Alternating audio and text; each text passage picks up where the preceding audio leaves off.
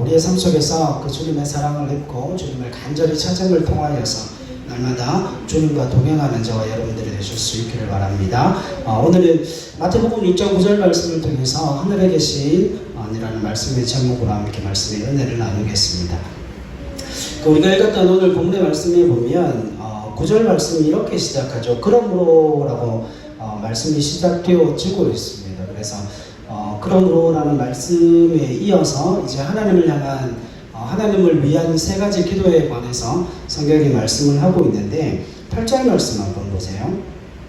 6장 8절 말씀에 보면 그러므로 그들을 본받지 말라. 구하기 전에 너희에게 있어야 할 것을 하나님 너희 아버지께서 아시느니라 라고 말씀을 하시면서 9절에 그러므로라고 받고 있어요. 그러니까 우리가 하나님의 나라와 의를 위해서 또 하나님을 위하여 세 가지 기도를 드릴 때에 하늘에 계신 우리 아버지여 이름이 거룩히 여김을 받으시기를 원합니다. 하나님의 나라가 임하시기를 원합니다. 뜻이 하늘에서 이루어진 것 같이 이 땅 가운데도 하나님의 그 뜻이 이루어지기를 원합니다 라고 하는 그 세 가지 기도, 하나님을 향한 기도를 먼저 드릴 수 있는 그 이유와 근거가 무엇인가 하면 하나님께서 우리에게 필요한 모든 것들을 이미 알고 계신다는 거예요. 말씀 한 구절만 더 찾겠습니다. 마태복음 6장 32절 말씀 한번 보세요. 32절 말씀을 보면 이는 다 이방인들이 구하는 것이나 너희 하늘 아버지께서 이 모든 것이 너희에게 있어야 할 줄을 아시느니라. 그리고 33절입니다. 같이 읽죠. 시작. 그런즉 너희는 먼저 그의 나라와 그의 의를 구하라. 그리하면 이 모든 것을 너희에게 더하시리라. 아멘. 여기에도 보면 하나님께서 우리에게 필요한 것이 무엇인지를 알고 계시죠. 우리도 먹고 입고 마시는 문제 가운데 이방인들이 구하는 것, 그것 또한 예수 믿는 하나님의 사람들에게 이미 있어야 할 것을 아시기 때문에 우리 하나님께서 그걸 알고 계시고 그걸 우리의 삶에 채워주실 것이기 때문에 뭐하라는 거예요?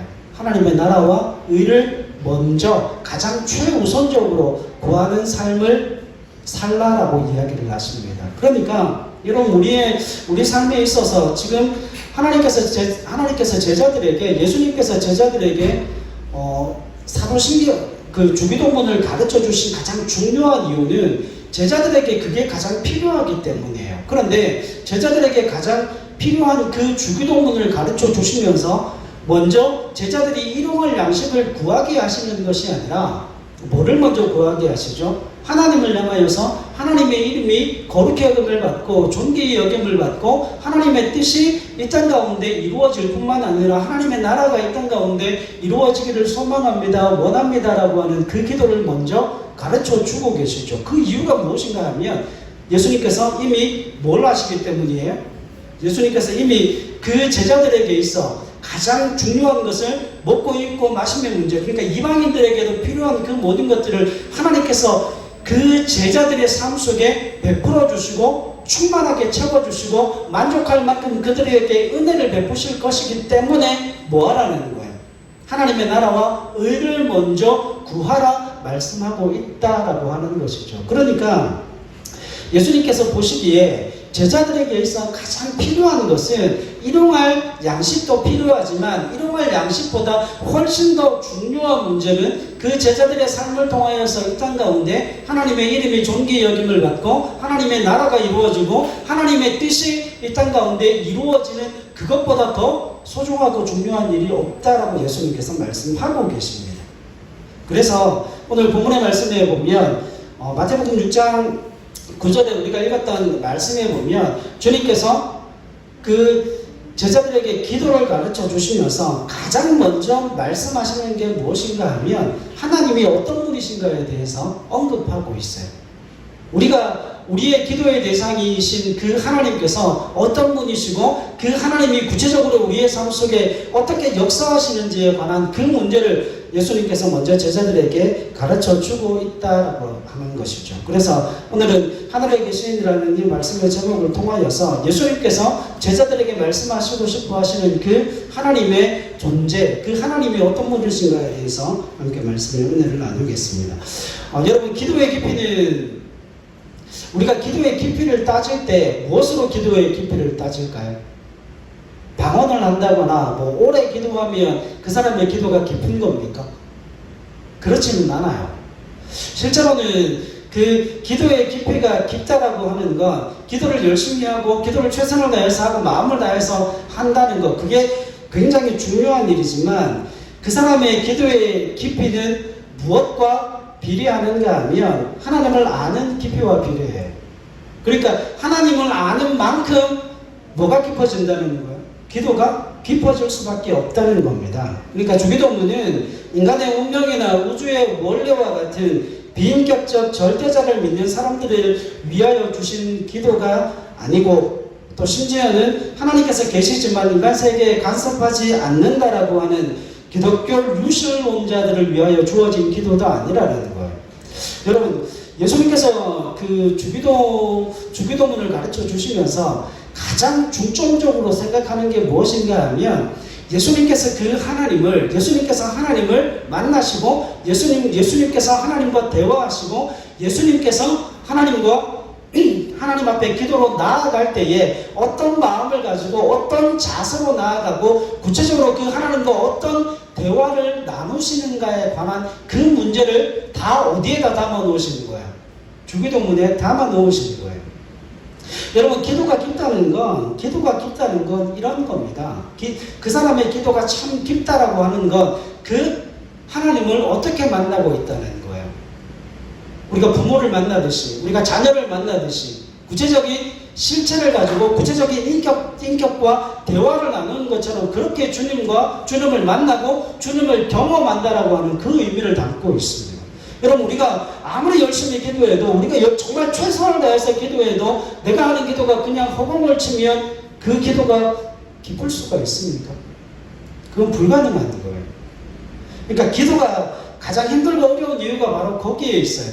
보이지 않는 하나님을 향하여 우리가 하나님께 나아갈 때에 그 하나님을 우리가 어떻게 대우하는가 하면 그 하나님이 살아서 존재하시고 역사하시는 하나님이 아니라 구체적으로 우리의 삶의 자리에 임재하시고 하나님의 손길을 펴서 우리의 삶을 채우시고 우리의 걸음걸음을 인도하시는 하나님으로 인식하고 있는 게 아니라 그 하나님을 어떻게 인식해요? 관념 속에 계신 분으로, 그저 생각 속에 계신 분으로 인식을 하기 때문에 기도가 그렇게 힘든 거예요. 왜냐하면 여러분, 좋아하는 사람을 만나고 사랑하는 사람을 만나면 1시간을 이야기해도 2시간을 이야기해도 그 시간이 빠듯하고 시간이 너무 모자라요. 해보셨잖아요. 여러분, 특별히 아이가 태어나고 나면 그 아이를 보고 있으면 시간 가는 줄 모른다라고 이야기를 하시잖아요. 왜일까요? 실체가 있기 때문에. 그런데 예수 믿는 하나님의 사람들에게 있어서 그 하나님이라고 하는 존재 자체가 우리는 무엇이라고 여기는가 하면 실체가 없는 분으로 여길 때가 얼마나 많은지 몰라요. 그래서 뭐가 안 되는가 하면 기도가 안 되고 믿음이 자라지를 안 되는 거예요. 여러분, 예수 믿는 사람들 중에 무술론자는 없을 거예요. 그렇죠? 예수 믿는 사람들 중에 하나님이 없다라고 하는 분은 없을 거예요. 그런데 대부분의 예수 믿는 사람들이 하나님이 살아계신다, 하나님이 존재한다라고 말씀하면서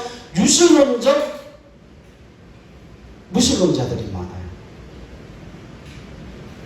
하나님이 살아계신다라고 합니다.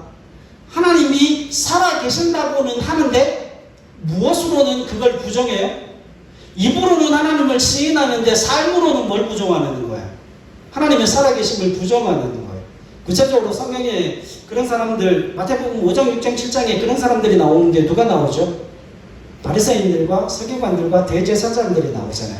그들은 하나님의 존재를 인정합니다. 하나님의 존재를 시인합니다. 그런데 그들의 삶의 모습으로 살아계신 하나님을 부정해요.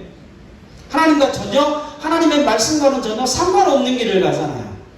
여러분, 기도도 마찬가지라는 거예요. 우리의 삶에 있어서 기도가 그렇게 힘든 이유가 바로 거기에 있어요. 우리가 하나님을 실존적으로 만나지 못하기 때문에 그래요. 그저 우리의 마음속에 계신 분, 그저 우리의 관념 속에 계신 분, 그분의 손을 들어서 구체적인 우리의 삶의 자리에 오셔서 우리의 삶의 걸음을 이끌어 인도하시고 우리의 피로를 능력으로 채우시는 하나님이심이 우리의 삶 속에 경험되어져야 그 살아계심을 실존적으로 만나고 경험해야 우리의 기도가 깊어질 수 있고 믿음과 신앙이 성장하여 자랄 수 있다라고 하는 거예요. 여러분, 오늘은 기도를 실천하는 부분에 있어서 가장 중요한 부분을 같이 한번 살펴보려고 합니다. 여러분, 우리가 깊은 기도로 나아가게 되고 우리 삶의 포커스를 기도에 맞추려면 분명한 전제가 해결되어야 돼요. 이거 없이는 기도의 깊이가 깊어질 수도 없고 우리의 삶을 기도에 포커스를 맞추어 갈 수가 없는 겁니다. 그것이 무엇인가 하면 이거예요. 두 가지예요. 첫 번째는 하나님이 존재하신다는 겁니다. 온 우주 만물을 창조하신 그 창조주가 뭐 한다고요? 존재한다는 사실과 그리고 그 존재하시는 하나님께서 살아계신 인격체로서 저와 여러분들 우리와 뭐 하시는 분요? 교통하시는 하나님이라는 그 사실이 인정되어야만 고백되어야만 우리의 기도가 어디로 나아갈 수 있어요? 깊은 기도로 나아갈 수 있을 뿐만 아니라 우리의 모든 삶의 포커스를 기도에 맞추어 갈 수 있다고 하는 겁니다. 그래서 예수님은 제자들에게 가장 먼저 이야기하시면서 제자들에게 가장 먼저 기도를 가르쳐 주시면서 그 하나님의 존재, 그 하나님의 존재가 어떤 존재인지를 우리에게 가장 먼저 말씀하고 계신다라고 하는 것이죠. 그래서 주기도문의 첫 시작을 하늘에 계심이라고 시작하는 가장 분명한 이유가 있습니다. 그것은 우리의 기도를 들으시는 그분이 어떤 존재이고 그리고 그 하나님이 어떤 분이신가를 아는 것에 따라서 앞으로 평생을 사는 동안 우리의 기도의 방향과 깊이가 결정되어지기 때문에 그래요. 그래서 그렇게 생각할 수 있습니다. 우리의 관념 속에만 머물러 계시고 그 하나님을 우상으로 섬기는 사람들은 뭐 할 수 없어요? 절대 기도에 깊은 경지로 나아갈 수 없습니다. 그런데 하나님이 살아계실 뿐만 아니라 인격적인 존재로 받아들이는 그 사람들에게 있어서는 기도가 삶의 전부인 거예요. 왜요? 하나님 들으시고 하나님 역사하시면 문제가 해결되어지기 때문에 그렇죠. 그래서 기도에 목숨을 걸 수 있다고 하는 겁니다. 그러니까 그 살아계신 하나님을 우리의 삶의 그 존재 자체를 어떻게 만나는가에 따라서 우리의 믿음과 신앙의 색깔 그리고 기도의 방향이 완전히 달라질 수 있다고 하는 겁니다. 그래서 주님은 제자들에게 그 하나님이 어떤 분이신지에 대해서 먼저 말씀을 하는데 여러분 우리가 읽었던 6장 9절 말씀 보십시오. 그러므로 너희는 이렇게 기도하라라고 기도를 가르쳐 주시죠. 그리고 첫 부분이 뭐예요? 하늘에 계신 우리 아버지예요. 하늘에 계신입니다. 여러분 주님께서 하나님이 어떤 분인지에 대해서 말씀하시면서 하나님이 어디에 계시대요? 하나님이 어디에 계신다라고 말씀합니까? 하늘에 계신다라고 말씀해요. 이것은 우리의 기도를 들으시는 하나님이 어떤 존재로? 여러분 하나님이 하늘에 계신다라고 하는 건 그냥 단순히 지금 성경을 살펴보지 않고 원문을 살펴보지 않아도 하나님이 하늘에 계신다라고 하는 그 의미 자체가 우리에게 어떻게 받아들이는가 하면 하나님은 초월적인 분, 그렇게 막연한 초월적인 분으로 받아들일 수 있게 되어지죠. 근데 그것도 어느 정도 일리가 있는 말이지만 이 하늘이라고 하는 이 부분에 대해서 훨씬 더 중요한 의미가 담겨져 있습니다. 여러분 하늘에 계신 분이라는 이 말씀을 이해를 하려면 유대인들이 가지고 있던 하늘이라는 개념을 먼저 좀 살펴봐야 되는데 우리말 성경에는 하늘이 그냥 단수로 나오지만 원문에는 헬라어 원문에는 복수로 되어져 있어요. 그러니까 성경에는 이렇게 되어 있습니다. 그 하늘들이라고 되어 있어요. 그래서 원문 그대로 직역해서 번역을 하면 이런 겁니다. 그 하늘들 안에 계신 분. 그러니까 하나님이 어디 계신다는 거예요. 그 하늘들 안에 계신 분이 하나님이시라고 말씀합니다. 그러니까 여러분 유대인들의 개념에 있어서 하늘은 무엇과 연관되어져 있어요? 하나님과 연관되어져 있습니다. 바울과 유대민족의 고대 시기에는 하늘을 세 가지로 구분을 했어요. 세 가지로 구분을 했는데 대부분의 하늘이 세 부분으로 이루어졌는데 대기층을 이루고 있는 하늘, 우리가 보는 대기권, 파란 하늘 있죠. 그 하늘이 있고 그 다음에 별들이 위치한 하늘, 대기권과 그 밖에 뭐예요? 우주, 그죠? 그게 두 번째 하늘이에요. 그리고 하나님이 하나님이 계시는 무한한 영적인 하늘, 그게 셋째 하늘이라고 유대인들은 표현하고 있습니다. 그래서 사도 바울이 고린도후서 12장 2절에 보면 셋째 하늘에 이끌려 갔다라고 이야기를 하시죠. 셋째 하늘에 이끌려 갔다는 이야기는 뭐예요? 하나님이 계시는 곳에 뭐 했다는 거죠? 갔다 왔다는 거예요. 그러니까 여러분, 우리가 지금 보고 있는 이 파란 하늘, 대기권을 가기 위해서는 시간이 좀 걸리죠. 로켓을 타고 뭐 비행기를 타고 가도 시간이 좀 걸리고, 그 대기권을 넘어서 우주로 나가려면 더 큰 노력과 더 큰 시간이 필요하죠. 그렇죠. 그런데 여러분, 셋째 하늘은, 하나님이 계시는 그 셋째 하늘은 어떻게 갈 수 있어요? 짝각하는 순간에 갔다 올 수 있어요. 하나님 부르시면. 짝각하는 순간에 영적인 영광스러운 하늘, 하나님이 계시는 그 영적인 공간이기 때문에 그 첫째 하늘과 둘째 하늘을 다 포괄하는 넓은 영적인 하늘 가운데 계신 그 하나님이 계신 곳은 우리가 짝각하는 그 순간에도 12군데도 갔다 올 수 있어요. 하나님이 부르시고만 하신다면. 그래서 사도 바울이 그 하늘을 갔다 왔다라고 이야기를 합니다. 근데 당시 유대인들 사이에서 이 하늘에 대한 세 가지 구분이 이렇게 되어져 있어요. 첫째 하늘은 새들이 날아다니는 창공이고, 그리고 둘째 하늘, 그러니까 우주를 이야기하는 거죠. 거기는 영적 권세를 잡은 마귀가 장악하고 있는 공중이라는 표현을 써요. 이해하십니까? 그러니까 성경에 나타나는, 뭐 에베소서에도 마찬가지고 성경에 나타나는 공중이라고 하는 그 개념은 무슨 개념이에요? 마귀가 장악하고 있는 곳, 그걸 의미하는 거예요. 그리고 셋째 하늘은 어떠한 피조물의 악도 범접할 수 없는 거룩하고 영광스러운 하늘을 가리킨다라고 하는 것이죠. 자, 그러면 여러분, 하나님이 머물러 계시는 곳이 어디입니까? 첫째 하늘도 아니요, 둘째 하늘도 아니요, 어디에 머물러 계세요? 셋째 하늘에 머물러 계십니다. 여러분, 왜 하나님은 그 셋째 하늘에 머물러 계시는 것일까요? 하나님이 이 대기권을 주장하지 않으시고 하나님께서 그 공중 권세를 잡고 있는 악한 사단 마귀에게 떠밀려서 셋째 하늘로 떠밀려 가시는 것일까요? 여러분, 성경은 그렇게 이야기하고 있는 것이 아니라 이 하나님께서 셋째 하늘에 머물러 계신 가장 중요한 이유가 그겁니다. 하나님의 실존이 피조물뿐 아니라, 이 땅에 존재하는 피조물뿐 아니라 공중 권세 잡은 자, 다시 말하면 영적인 피조물과도 전적으로 하나님은 어떤 분이시라는 거예요? 다른 분이시라는 거예요. 그러니까 이 땅의 피조물과 공중 권세를 잡은 영적인 피조물과도 전혀 다른 구별된 존재라는 사실을 보여주시기 위해서 하나님이 계신 곳이 어디라고 그래요? 셋째 하늘이다라고 표현을 하는 겁니다. 그러니까 하나님이 첫째 하늘도 하나님이 주장하고 계시고, 둘째 하늘도 역시 하나님이 주장하고 계신다라고 하는 그 의미에서 모든 만물은 결국 누구로부터 벗어날 수 없다는 거예요? 하나님의 통치로부터 벗어날 수 없다라고 하는 그 의미를 담고 있는 겁니다. 자, 그러면 여러분 적으세요.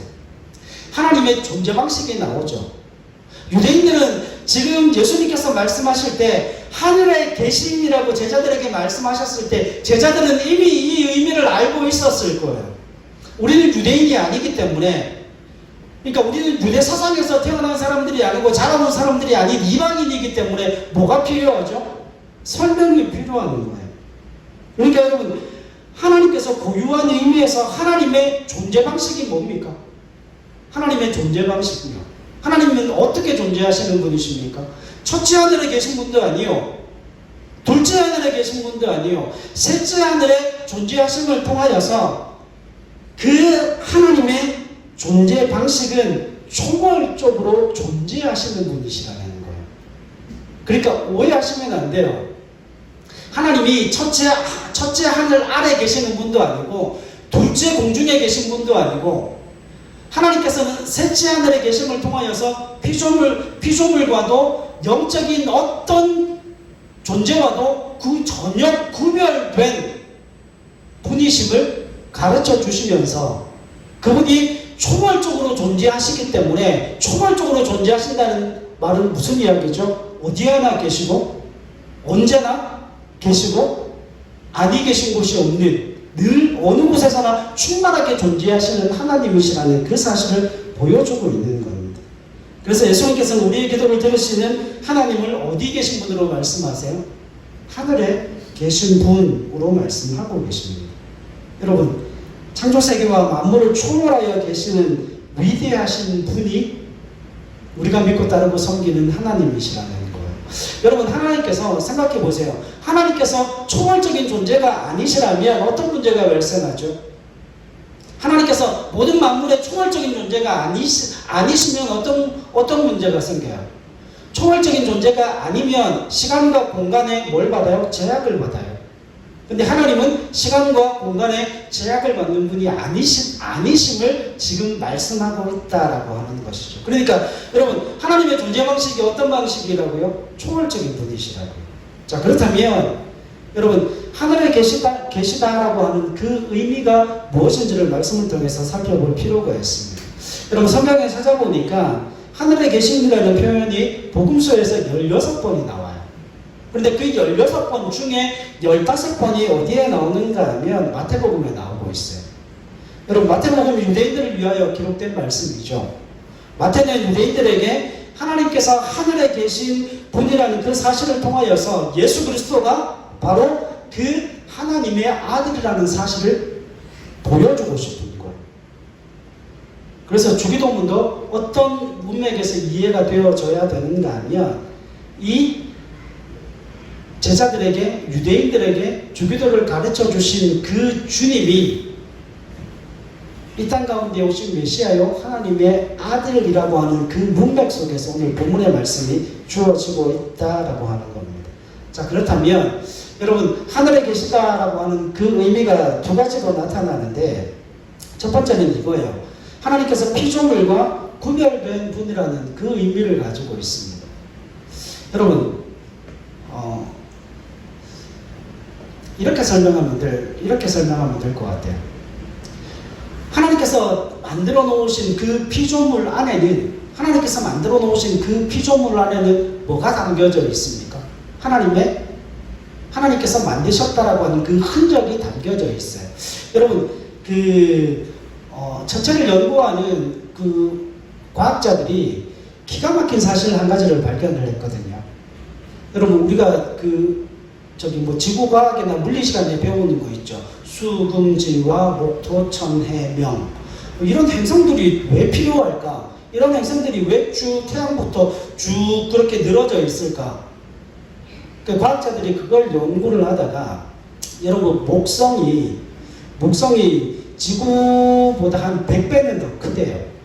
목성이 지구보다 100배는 더 큰데, 아니 지구보다 100배나 더 큰 그 행성이 도대체 이 우주에서 무슨 의미가 있냐는 거예요. 그래서 과학자들이 시뮬레이션을 해봤대요. 그 목성을 연구하는 그 과정 가운데 과학자들이 희한한 걸 발견을 했어요. 여러분, 목성이 지구의 몇 배라고요? 100배 정도 된다고요. 100배보다 더 크대요. 그런데 그 목성이 지금 지구를 가려주고 있기 때문에 그 목성 너머에 뭐가 있는가 하면 운석띠가 있답니다. 우리가 헨리해성이라고 그러죠. 해성띠, 운석띠가 있다고 그러는데, 그것들이 지구로 날아온대요. 주기적으로 지구로 날아온대요. 근데 지구로 날아오다가 어디에 부딪히는가 하면 목성에 부딪힌답니다. 그런데 과학자들이 뭘 발견했는가 하면 그 목성이 돌아가는 과정 가운데 그 목성에서 폭발이 일어났는데, 지름이 얼마만큼 되는 운석이 그 목성에 부딪혔는데, 그 목성의 폭발이 어느 정도로 일어났는가 하면 지구보다 훨씬 더 큰 구덩이가 생기고 지구보다 훨씬 더 큰 폭발을 일으킨 흔적을 찾았대. 그러면 여러분, 그 목성을 지워보니까, 컴퓨터로 시뮬레이션에서 그 목성을 지워보니까 지구가 얼마 있지 않아? 운석에 맞아서 지구가 그 생명을 다 하더래. 그것뿐만 아니라 그 운석이 날아와서 지구를 때림으로 지구가 사라지게 되니까 이게 이게 엉망진창이 돼가지고 행성들끼리 부딪히고 막 난리도 아니랍니다. 아예 은하계가 사라질 정도래요. 그러니까 여러분 하나님께서 이 모든 우주 만물을 만들어 놓으셨을 때는 거기에 뭘 남겨 놓으셨는가 하면 하나님의 흔적을 만들어 놓으셨어요. 그래서 누군가가 이것을 만들지 않고서는 이렇게 정교하게 세상이 돌아갈 수가 없고, 어떻게 이렇게 정교하게 만들어졌는지에 관한 정말 예수 믿지 않는 사람들도, 정말 자연을 연구하거나 우주 천체 물리를 연구하는 사람들 중에 예수 믿는 사람들이 그렇게 많다라고 이야기를 하잖아요. 여러분, 그 모든 만물 안에 하나님께서 이 모든 만물을 만드셨다라고 하는 뭘 만들어 놓으셨다고요? 흔적을 만들어 놓으셨다고요. 그런데 여러분, 그런 모든 흔적들보다 더 탁월한 흔적이 있어요. 훨씬 더 탁월한 흔적이 있습니다. 그 흔적이 뭔가 하면 하나님을 닮은 누구예요? 인간이에요. 인간은 뭘 하죠? 생각하고 선택할 수 있다라고 하는 거. 이해하십니까? 생각하고 선택할 수 있는 그와 같은 정말 선명한 존재로 하나님께서 우리를 만들어 놓으셨는데, 우리가 생각하고 무엇인가를 행한다는 그 모든 과정들 속에 하나님께서 우리 안에 하나님을 담지할 수 있는 그 무엇인가를 심어 놓으셨대요. 로마서에 의하면 그게 뭐죠? 로마서에 의하면 뭐요? 인간 안에 하나님을 알 수 있는 자그마한 씨앗을 심어 놓으셨다는 것. 자, 그런데 그것과는 비교할 수도 없이 하나님의 존재를 우리에게 가르쳐 주는 게 있습니다. 그게 뭡니까? 성경이에요. 우리가 성경을 그렇게 열심히 읽어야 하는 이유가 그겁니다. 그런데 여러분, 가게 가서 새우깡을 한번 사보세요. 그 새우깡에 새우 성분이 한 몇 프로나 들어가 있을까요? 0.몇 프로요. 근데 그걸 우리는 뭐라고 불러요? 새우깡이라고 불러요. 근데 여러분, 새우가 0.몇 프로가 들어가 있는 그 새우깡과 새우는 같아요, 틀려요? 같아요, 틀려요? 그럼에도 비슷하잖아요, 그렇죠? 근데 그 새우깡 하나와 새우는 비교할 수 있습니까? 비교가 안 되죠. 여러분, 하늘에 계시다라고 하는 그 의미 가운데 가장 첫 번째는 피조물과 하나님은 어떤 존재라는 거예요. 하나님의 흔적이 우리 안에 담겨져 있기는 하지만 피조물은 범접할 수 없는 하나님과 무슨 격차가 있는 거예요. 무한한 질적 격차를 가지고 있다라고 하는 거예요. 여러분, 새우깡에 정말 새우 성분이 0.00 몇 프로 들어가 있는데 진짜 새우를 가지고 오면 그게 비교가 됩니까? 비교 불가 아닙니까? 질적인 차이가 얼마나 많이 납니까? 여러분, 피조물과 하나님이 그렇게 어떻게 되어진다는 거예요? 구별되어진다라고 하는 거예요. 그리고 두 번째는 하늘에 계신다는 이 표현이 성경상에서 하나님이 거룩하신 분으로 드러나고 나타난다라고 하는 거예요. 자, 이게 무슨 이야기인가 하면 이런 의미를 가지고 있어요.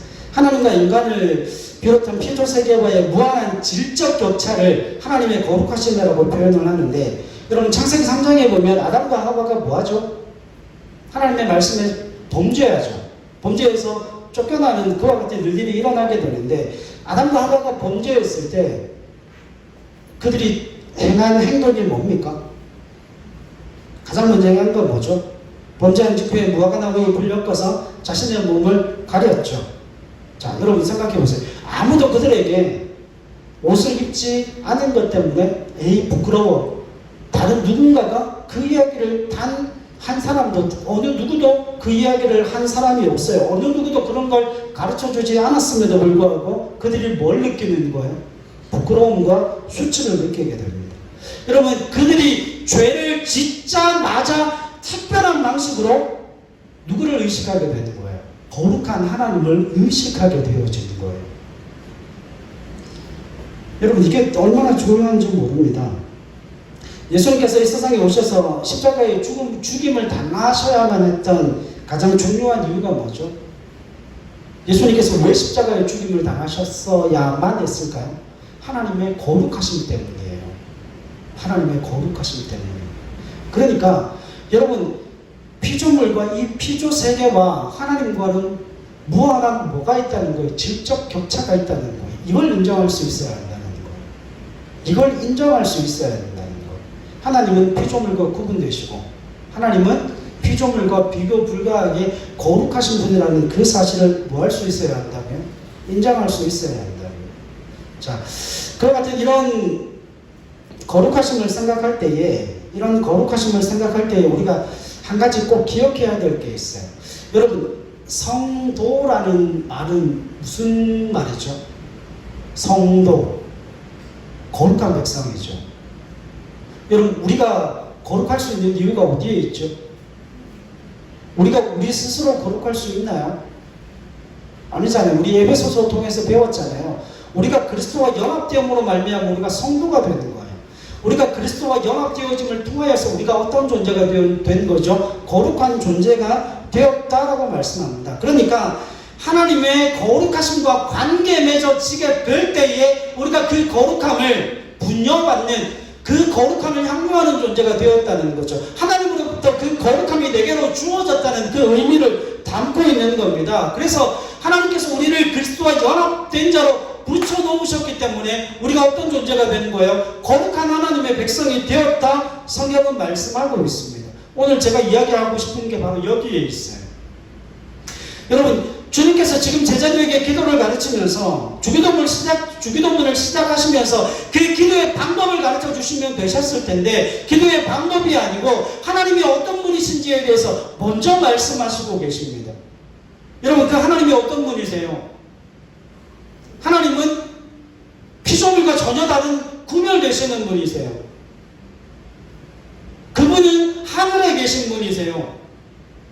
우리가 보는 이 대국권뿐만 아니라 공중 권세 잡은 자에게 속해 있는 그 공중 또한 하나님의 손에 의하여서 주장되어지고 있는 곳임을 말씀하시고, 하나님은 그저 멀리 떨어져서 이 세상과는 전혀 상관없이 이 세상을 만들어 놓으시고 이 세상이 어떻게 돌아가든 전혀 상관없이 이 세상과 떨어져 멀리 계시는 분이 아니라, 우리가 믿고 따르고 섬기는 하나님은 이 세상을 하나님의 섭리의 손길로 주장하시는 전능하신 능력의 하나님이심을 우리에게 보여주고 있다라고 하는 거예요. 그분은 피조물과 구별된 존재이고 거룩한 하나님이시기 때문에 우리는 그 거룩한 하나님의 은혜로 말미암아 그리스도와 연합된 자로 누가 되었다고요? 거룩한 하나님의 백성이 되었다라고 이야기를 하고 있습니다. 자, 그런데 주기도문을 시작하면서 왜 주님께서 그렇게 하나님에 대하여 말씀을 하고 계시는 걸까요? 여러분, 이유는 분명해요. 제자들이 이 이야기를 들었을 때는 그 예수님께서 말씀하시려고 하시는 그 의도를 알았을 겁니다.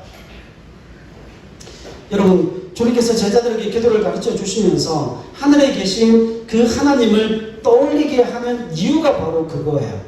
여러분, 우리가 거룩한 백성이 되었다라고 하는 건 우리 스스로 그 죄의 문제를 해결할 수 없고 우리 스스로 거룩하게 되어지는 게 아니라 그리스도와의 연합함으로 말미암아 하나님으로 말미암는 뭐예요? 하나님으로 말미암는 거룩함이 우리에게 주어졌다는 거예요. 그리고 우리가 이 땅 가운데 존재하는 것이 우리 스스로 무엇인가 빅뱅이 일어나고 아메바로부터 시작해서 진화해서 우리가 그렇게 되어지는 게 아니라, 그러면 결국 진화론을 따라서 끝까지 찾아 들어가면 나는 이 땅 가운데 무의미한 존재라는 거예요. 그러나 하나님은 목적을 가지고 그 하나님에 의하여서 내가 창조가 되었다라고 하는 건 무슨 의미를 가지고 있습니까? 여러분, 하나님에 의하여서 내가 이 땅 가운데 창조가 되었다라고 하는 것은 내가 이 땅에 만들어질 그때에, 내가 창조되어졌을 그때에 이미 나는 어떤 존재래요? 하나님을 의지하여야만, 하나님에 의해서만 살아갈 수 있는 존재임을 하나님은 우리에게 보여주시는 거예요.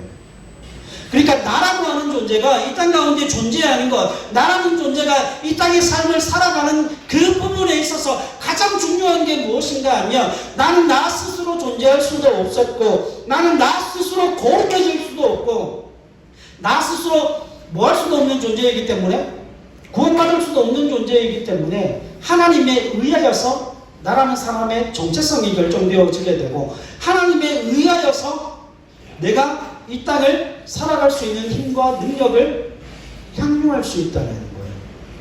그러니까 결국 하나님을 의지하지 않고서는 그 하나님 없이는 내가 어떤 것도 행할 수 없는 존재임을 주님께서 말씀하시기 위함이에요. 자, 그러면 여러분, 우리가 기도한다는 그 의미는 무슨 의미를 담고 있을까요? 기도한다는 의미. 여러분, 우리가 마음으로부터 드려온 간절한 기도는 하나님께 대한 의존의 최고의 표현이에요. 여러분, 기도는 뭐죠? 살려달라는 거 아닙니까? 기도는 도와달라는 거 아닙니까? 내 힘으로 안 되고 내 능력으로 안 되고 내가 가지고 있는 어떤 것으로도 안 되기 때문에 하나님 나를 살려 주셔야 되고 하나님 나를 도와주셔야 되고 하나님 내게 은혜를 베풀어 주셔야 됩니다. 나는 하나님 없이 살아갈 수 없고 하나님 은혜 없이 채워질 수 없는 존재입니다라는 그 믿음의 고백이 기도 아닙니까? 그러니까 여러분, 이건 당연한 거예요. 왜냐하면 하나님은 애초에 우리를 이 땅 가운데 만드셨을 때 누구 의존적인 존재로 만드셨어요? 하나님 의존적인 존재로 우리를 만들어 놓으셨다는 거예요. 그런데 왜 우리가 하나님 의존적으로 이 땅을 살아가야 함에도 불구하고 하나님과 전혀 관계없는 사람으로 우리가 이 땅을 살아갑니까? 여러분, 기도하지 않는다는 의미, 기도가 제대로 되어지지 않는다는 의미가 바로 그거 아니에요. 하나님을 의지하여 살기 싫다는 거 아닙니까? 하나님께서 내 인생의 주인이심을, 나는 하나님의 도움과 하나님의 채우심과 하나님의 은혜 없이 살 수 없습니다 라고 하는 그 믿음의 고백이 불가능하게 만드는 것 아닙니까? 여러분, 그래서 예수님께서 그 기도를 가르쳐 주시면서 그 하나님이 어떤 분이신지를 우리에게 먼저 인식을 시켜주시는 거예요. 제자들이 그 하늘에 계심이라는 그 예수님의 이야기를 들었을 때, 제자들은 금방 깨달았을 거예요. 그들은 유대인이니까. 하나님이 이 땅에 존재하시는 분이 아니라 영적인 하늘에 계신 분, 우리와 피조물인 우리와 질적으로 구별되시는 하나님, 그 거룩하신 하나님이, 그 거룩하신 하나님을 향하여 우리가 기도할 때에 우리가 애초부터 지음받았던 것처럼 하나님을 의존하여 하나님을 의지하여 살아야 될 하나님의 백성으로, 하나님의 사람으로 우리를 만드셨던 것처럼 우리가 지음받고 창조된 본래의 목적을 찾아가는 게 뭐라는 거예요? 기도라는 거예요. 그래서 여러분, 하나님께서 인간이 당신을 그렇게 절대적으로 의존하는 마음 안에서 뭘 받으시는 거예요? 영광을 받으시는 거예요. 여러분, 한 가지만 생각을 해봅시다. 우리가 하나님의 영광이라고 하는 부분에 있어서, 하나님의 영광이라고 하는 부분에 있어서 우리가 너무 자율적이에요. 근데 그러면 안 돼요. 여러분, 하나님께서 영광을 받으실 때 하나님이 어떻게 영광을 받으십니까? 하나님께서 어떻게 영광을 받으실까요? 여러분, 예수님의 삶을 보면 알죠? 예수님의 삶이 어떤 삶이었어요? 예수님의 삶이 기도하는 삶이었어요. 하나님과 동행하는 삶이었어요. 예수님께서 우리와 똑같은 동일한 인간적인 성장을 가지고 계신 분임에도 불구하고 예수님께서 새벽 미명에 기도하셨고 밤 늦은 시간에 늘 하나님 앞에 나가 기도하셨어요. 여러분, 그 전능하신 예수님께서 이 땅 가운데 육신의 옷을 입고 이 땅 가운데 오셨을 때 그 모든 수치와 모욕을 받으시고 그 모든 고난 가운데서도 하나님의 뜻을 이룰 수 있었던 가장 중요한 이유는 바로 그겁니다. 주님께서도 누구를 의존하여 그 모든 사역들을 감당하시는 거예요? 하나님을 의존하여 하나님을 의지하여 그 모든 일들을, 그 모든 사역을 감당하시는 거예요. 그래서 하나님은 그 예수님의 기도를 통하여서 또 기도가 삶이 되게 하시는 그 예수님의 모습을 통하여 누가 영광을 받으시는 거예요? 하나님이 영광을 받으시는 거예요. 그래서 여러분, 우리가 입버릇처럼 하나님이 영광 받으시옵소서, 하나님 거룩하시니 내 모든 삶을 통하여 하나님 영광 받으시옵소서. 여러분, 하나님 그거 다 새빨간 거짓말을 하는 거 알고 있어요. 뭐가 없으면요? 기도의 자리가 없습니다. 기도의 자리가 없으면 우리의 삶을 하나님의 영광으로 살아낼 수가 없어요. 여러분, 하나님은 우리가 정말 의존하는 마음을 가지고 의지하는 마음을 가지고 절대적으로 그분의 살아계심을 인정하고 온갖 좋은 것들이 그분에게로부터 주어짐을 통하여서 나는 이 땅 가운데 하나님 주시는 그 좋은 것 누리기를 원합니다. 좋은 것 맛보기를 원합니다. 좋은 것 먹여주시기를 원합니다. 충만한 길로 은혜로 이끌어 주시기를 원합니다. 우리의 필요와 우리의 모든 것들이 만족하게 주님으로부터 채워지기를 원합니다. 그렇게 의존적으로 그렇게 하나님을 찾고 구하고 기도하는 그 영혼의 삶을 통하여서 하나님께서 영광을 받으시는 거예요. 여러분, 부모가 언제 제일 기쁠까요? 여러분, 부모는 언제 기쁠까요? 여러분, 자녀들이 기뻐하는 걸 보면 부모는 기쁘죠. 여러분, 저도 마찬가지예요. 자녀들의 모습을 볼 때에 자녀들이 무언가를 요구했을 때 흔쾌히 내가 그걸 할 수 있는 능력이 있어서 그걸 척 해주면 여러분, 그거잖아요. 돈은 내가 썼는데, 여러분, 돈은 내가 쓰고 힘은 내가 썼는데 혜택은 누가 입었어요? 자녀들이 입었죠. 근데 여러분, 자녀들도 물론 기쁘겠지만 내가 그럴 능력이 있어서 그걸 해줌을 통하여서 자녀가 기뻐하는 모습을 보고 내가 더 기뻐요. 그래서 그 자녀의 기쁨이 누구의 영광이 되는 거예요? 아버지의 영광이 되는 거예요. 부모의 영광이 되는 거예요. 하나님이 그런 분이시거든요. 우리가 자꾸 이걸 놓치니까 기도의 자리가 흐물흐물해져요. 그 기도의 자리가 자꾸 무너져요. 여러분, 때 쓰셔야 해요. 여러분, 때를 쓰셔야 해요. 하나님, 내 기도의 자리가 무너지지 않도록 하나님 은혜의 손길을 보여주셔야 합니다. 도움의 손길을 보여주셔야 합니다. 충만하게 역사하시는 그 역사를 내게 보여주셔야 합니다. 그래서 하나님, 내가 기쁘고 즐거움을 통해서 하나님이 영광 받으시기를 소망합니다. 주님, 나는 내가 행할 수 있는 그 최선의 노력을 다하겠습니다. 하나님을 의존하여 하나님을 의지하여 내가 어느 때나 마음으로 기도하고 내 마음을 다 주님 앞에 내어놓고 쏟아내며 내가 정말 기도하는 대상인 그 하나님이 살아계신 하나님이실 뿐만 아니라 나와는 질적으로 구별되시는 하나님, 그 전능하신 그 거룩하신 하나님이시기에 내가 온전히 그 하나님을 의지하여 하나님으로부터 주어지는 복을 누리기를 원합니다. 은혜를 누리기를 원합니다. 그래서 하나님의 영광이 되는 삶을 살기를 원합니다. 하나님, 내 삶이 그 주님을 의존하여 주님을 의지하여 사는 삶이 되어줄 수 있도록 주님 인도하여 주옵소서. 위에서 기도하는 저와 여러분들이 되어줄 수 있기를 바랍니다. 여러분, 불효 중에 가장 최고의 불효가 그거예요. 부모가 능력이 됨에도 불구하고 부모가 능력과 권세를 가지고 있음에도 불구하고 자식이 부모한테 뭔가를 요구하지 않는다는 거예요. 여러분, 그것만큼 불효하는 게 없어요. 그렇지 않습니까? 여러분, 저는 여러분들이 그 하나님을 그렇게 만났으면 좋겠습니다. 그래서 주님께서 오늘 그 의도를 가지고 우리는 하나님께로 체험가 되어지는 존재이고 주님을 의존해서만 살아갈 수 있는 존재이기 때문에 그 온갖 좋은 것들, 우리의 필요, 또 우리의 삶의 모든 것들이 하나님의 은혜로 채워질 줄 믿고 그 하나님 앞에 간구하고 구하는 저와 여러분들이 되실 수 있기를 바랍니다. 그래서 우리의 삶에 충만히 채워주시는 그 은혜로 하나님 앞에 영광을 드러내는 저와 여러분들의 삶이 되실 수 있기를 주님의 이름으로 간절히 부탁을 드립니다. 이 시간 한 2, 3분간만 같이 한번 이렇게 기도하겠습니다.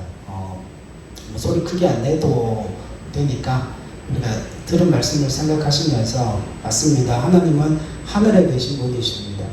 피조세계에 존재하시는 분이 아니라 이 세상도 공중 권세 잡은 자의 그 세상도 하나님 손에 놓여져 있음을 고백합니다. 그리고 피조물과 전적으로 구별되시는 하나님, 능력의 하나님이시고 거룩하신 하나님이시기에 우리는 그 하나님을 의지하고 하나님을 의존하여 삽니다. 살아계신 아버지 하나님, 내가 주님 앞에 온전한 영광 돌려드릴 수 있도록 주님, 내 삶이 하나님의 은혜로 채워지게 도와주시옵소서. 구체적으로 내 삶 속에 주님께서 나를 만나주시고 내 자녀를 만나주시고 우리 믿음의 가정 가운데 하나님의 은혜의 손길이 부어지는 역사가 있게 도와주옵소서. 우리 시간 주님 한번 잡고 기도하며 나아갑니다.